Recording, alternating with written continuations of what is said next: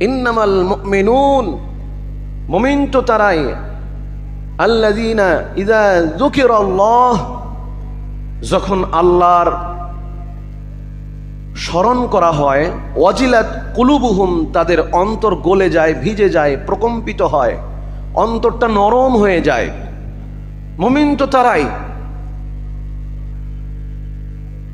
বক্তব্য কোরআন ও সুন্নাহর আলোকে শুনলে, কোরআন তেলাওয়াত শুনলে, আল্লাহর কথা রসুলের কথা শুনলে যদি মনটা নরম হয়, বুঝতে হবে আমার ভিতরে ঈমান আছে।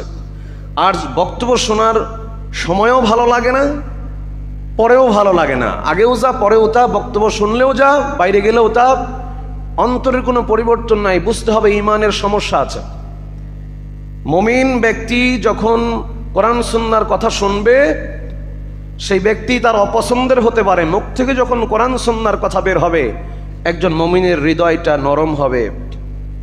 সুর থাক বা না থাক, আকর্ষণীয় কথা হোক বা না হোক, কিন্তু কোরআন হাদিসের অনুবাদ শুনলেই, আল্লাহ তার রসুলের কথা শুনলেই অন্তরটা বিগলিত হবে, নরম হবে, প্রকম্পিত হবে।